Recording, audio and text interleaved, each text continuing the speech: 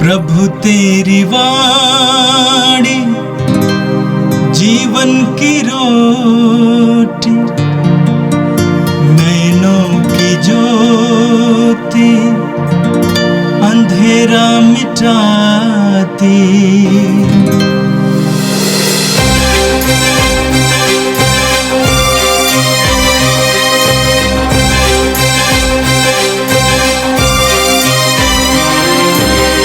प्रभु तेरी वाणी जीवन की रोटी, नैनों की ज्योति अंधेरा मिटाती। प्रभु तेरी वाणी जीवन की रोटी, नैनों की ज्योति अंधेरा मिटाती। वाणी वाणी वाणी वाणी वाणी पवित्र है, शाश्वत है, जीवन का मन्ना है। 5 मई सोमवार पहला पाठ। प्रेरित चरित अध्याय 6 पद संख्या 8 से 15। स्तेफनुस अनुग्रह तथा सामर्थ्य से परिपूर्ण होकर जनता के सामने बहुत से चमत्कार तथा चिन्ह दिखाता था। उस समय दास से मुक्त नामक सभागृह के कुछ सदस्य और किरनी, सिकंदरिया, सिलीसिया तथा एशिया के कुछ लोग आकर स्तेफनुस से विवाद करने लगे, किंतु वे स्तेफनुस के ज्ञान का सामना करने में असमर्थ थे, क्योंकि वह आत्मा से प्रेरित होकर बोलता था। तब उन्होंने घूस देकर कुछ व्यक्तियों से झूठी गवाही दिलवाने की। हमने स्तेफनुस को मूसा तथा ईश्वर की निंदा करते सुना। इस प्रकार जनता, नेताओं तथा शास्त्रियों को भड़काने के बाद वे अचानक स्तेफनुस के पास आ धमके और उसे पकड़कर महासभा के सामने ले गए। वहाँ उन्होंने झूठे गवाहों को खड़ा कर दिया, जो बोले, यह व्यक्ति निरंतर मंदिर तथा मूसा की निंदा करता है। हमने इसे यह कहते सुना कि यीशु नाजरी यह स्थान नष्ट करेगा और मूसा के समय से चले आ रहे हमारे रिवाजों को बदल देगा। महासभा के सब सदस्य स्थिर दृष्टि से स्तेफनुस की ओर देख रहे थे। उसका मुखमंडल उन्हें स्वर्गदूत जैसा दिख पड़ा। यह प्रभु की वाणी है। संत यूहन्ना के अनुसार आज का पवित्र सुसमाचार अध्याय 6 वाक्यांश 22 से 29। नश्वर भोजन के लिए नहीं, बल्कि उस भोजन के लिए परिश्रम करो जो अनंत जीवन तक बना रहता है। यीशु ने 5000 आदमियों को भोजन से तृप्त किया। इसके बाद शिष्यों ने उन्हें समुद्र पर चलते हुए देखा। दूसरे दिन तिबेरियस से कुछ नाव उस स्थान के समीप आ गई थीं जहां यीशु की धन्यवाद की प्रार्थना के बाद लोगों ने रोटी खाई थी। जब उन्होंने देखा कि वहां ना तो यीशु हैं और न उनके शिष्य ही, तो वे नाव पर सवार हुए और यीशु की खोज में कफरनहूम चले गए। उन्होंने समुद्र पार किया और यीशु को वहां पाकर उनसे कहा, गुरुवर, आप यहाँ कब आए? यीशु ने उत्तर दिया, मैं तुम लोगों से कह देता हूँ, तुम चमत्कार देखने के कारण मुझे नहीं खोजते, बल्कि इसलिए कि तुम रोटियां खाकर तृप्त हो गए हो। नश्वर भोजन के लिए नहीं, बल्कि उस भोजन के लिए परिश्रम करो जो अनंत जीवन तक बना रहता है और जिसे मानव पुत्र तुम्हें देगा, क्योंकि पिता परमेश्वर ने मानव पुत्र को यह अधिकार दिया है। लोगों ने उनसे कहा, ईश्वर की इच्छा पूरी करने के लिए हमें क्या करना चाहिए? यीशु ने उत्तर दिया, ईश्वर की इच्छा यह है, उसने जिसे भेजा है उसमें विश्वास करो। यह प्रभु का दिव्य सुसमाचार है। क्रिस्त प्रभु की जय। क्रिस्त में प्यारे भाइयों और बहनों, आज का पहला पाठ हम प्रेरितों के कार्यकलाप से सुनते हैं। और वहाँ पर विशेष करके स्तेफनोस के बारे में सुनते हैं। पुनरुत्थान के बाद में प्रभु यीशु मसीह के शिष्य यीशु से पवित्र आत्मा को ग्रहण करते हैं।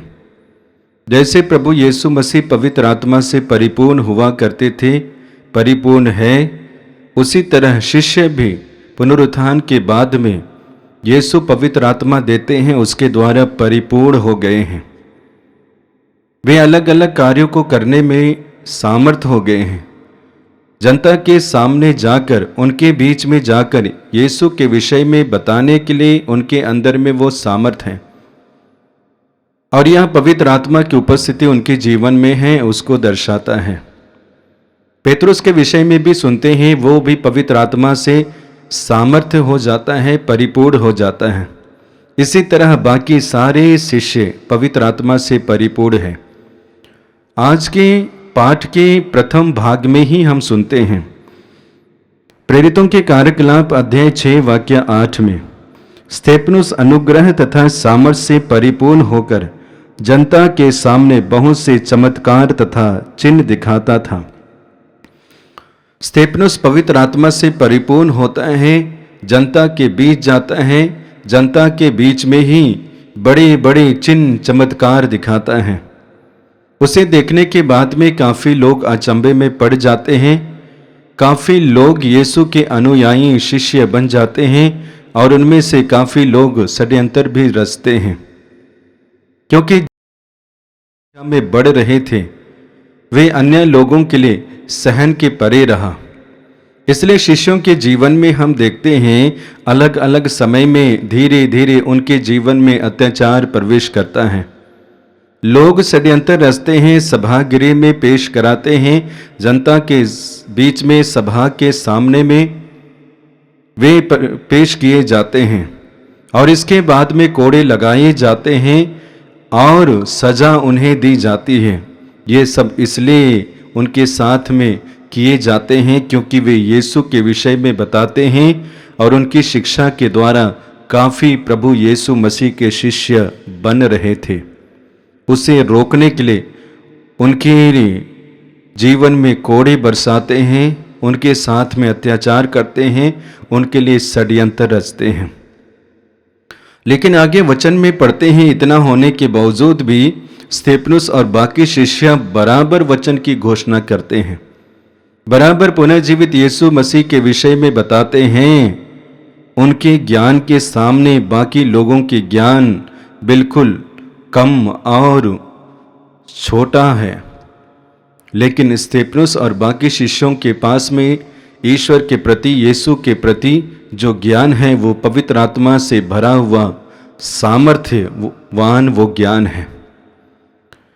आज के प्रथम पाठ में हम सुनेंगे जहाँ पे वर्णन पाते हैं कि लोग स्तेफनुस के ज्ञान का बराबरी करने के लिए कोशिश कर रहे थे, लेकिन ऐसा हो नहीं पाता है। इसलिए क्या करते हैं, कुछ लोगों को यूं ही पकड़ के लाते हैं, पे करते हैं और इसके बाद में उनसे तुलना करने के लिए कोशिश करते हैं, दिखाने के लिए बताना चाहते हैं कि इससे भी ज़्यादा ज्ञानी हैं, लेकिन होता नहीं है। इसलिए क्योंकि स्तेफनुस पवित्र आत्मा से परिपूर्ण थे, पवित्र आत्मा के द्वारा वो संचालित थे और इसलिए बेधड़क वे लोगों के सामने जाके यीशु के विषय में, पुनर्जीवित यीशु के विषय में बताते हैं। ये हमारे लिए एक संदेश है। जब हम पुनर्जीवित यीशु के करीब आते हैं, पवित्र आत्मा को ग्रहण करते हैं, पवित्र आत्मा को ग्रहण करने के बाद में हम परिपूर्ण हो जाते हैं हर एक क्षेत्र में, बुद्धि के क्षेत्र में, विवेक के क्षेत्र में, प्रज्ञा के क्षेत्र में, शक्ति के क्षेत्र में, शांति के क्षेत्र में, कार्य के क्षेत्र में, एक दूसरे के साथ में आमना सामना होने के क्षेत्र में, ज्ञान को प्रकट करने के क्षेत्र में हम परिपूर्ण हो जाते हैं, क्योंकि ये पवित्र आत्मा कराता है। इसी तरह आज के प्रथम पाठ में हम देखते हैं, इतना होने के बावजूद भी पेतरुस और स्तेफनुस के जीवन में काफ़ी अत्याचार है, लेकिन वो अत्याचार उनके लिए अत्याचार नहीं, बल्कि उसके माध्यम से वे ईश्वर की आशीष, ईश्वर की कृपा को ग्रहण करते हैं। तो क्रिस्त में प्यारे भाइयों और बहनों, हमारे लिए यही संदेश है कि जितना ज़्यादा करीब हम यीशु के आते हैं, जितना ज़्यादा करीब हम पवित्र आत्मा के आते हैं, उतना ही ज़्यादा हम आशीषित होते हैं, कृपा से भर जाते हैं, अनुग्रह से भर जाते हैं। स्तेफनुस के जीवन में यही देखा जाता है।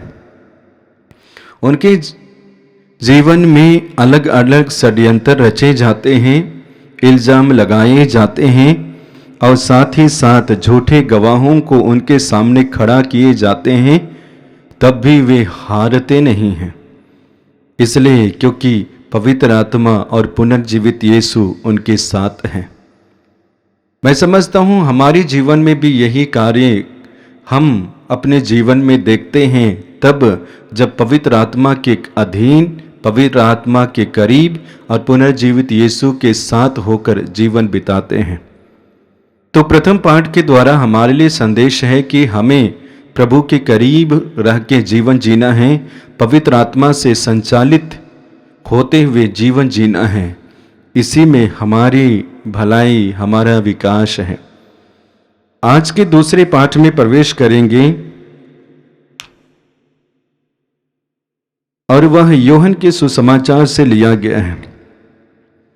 उस संदर्भ के विषय में बताया जाता है जहां पे लोग यीशु को ढूंढने के लिए आते हैं, क्योंकि कुछ समय पहले प्रभु यीशु मसीह 5,000 से ज़्यादा लोगों को खिलाए पिलाए थे और उनके शरीर में जो शारीरिक कमजोरियां थीं, रोगी भी रहे होंगे, उनको चंगा किए थे। इसलिए इस घटना को देखने के बाद में आज भी काफ़ी लोग यीशु को ढूंढने के लिए आए हैं। नाव पर सवार होकर यीशु को ढूंढ रहे हैं, यीशु को खोज रहे हैं। वे उसी जगह पे आते हैं जहाँ पे यीशु धन्यवाद की प्रार्थना पढ़ते हैं और धन्यवाद की प्रार्थना पढ़ने के बाद में 5,000 से ज़्यादा लोगों को खिलाते हैं।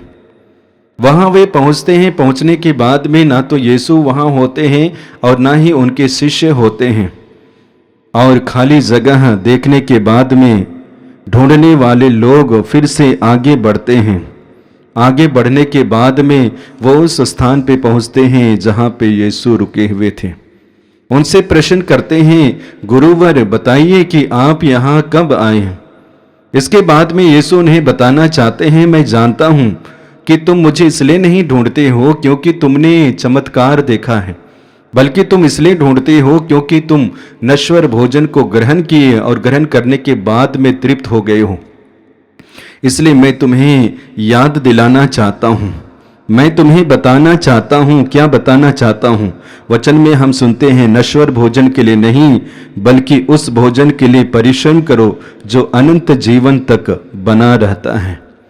यीशु उनको सिखाना चाहते हैं, उस भोजन की खोज में लगे मत रहो जिसको खाने के बाद में कुछ वक्त के लिए भूख तो प्यास मिटती जरूर है, लेकिन उस भोजन के लिए परिश्रम करो, उस भोजन को खोजो जो एक बार खाने के बाद में हमेशा आपकी भूख मिट जाती है।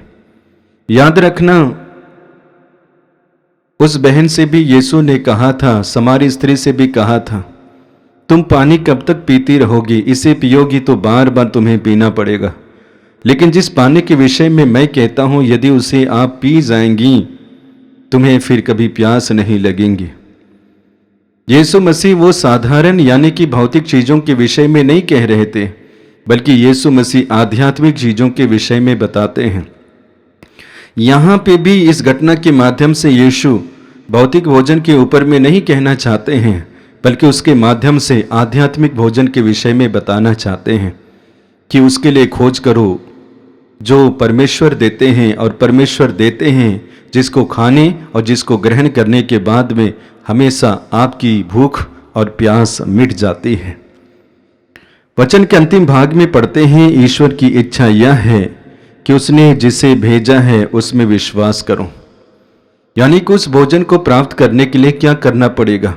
परमेश्वर अपने इकलौते पुत्र को भेजते हैं और उस पुत्र के ऊपर में विश्वास करना पड़ेगा, और उसी विश्वास के माध्यम से वो आशीष और वो कृपा मिलती है, और जिसके माध्यम से हमारी भूख और प्यास मिट जाती है।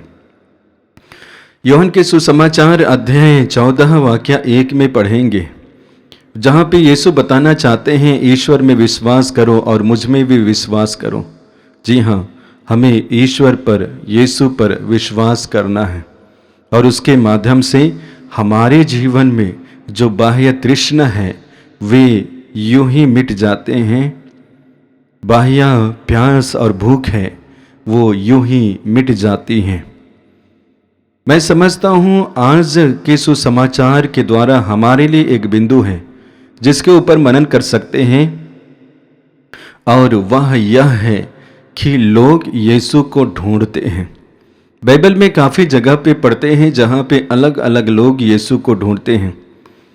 सुसमाचार में ही पढ़ते हैं जक्कैयस यीशु को ढूंढते हैं।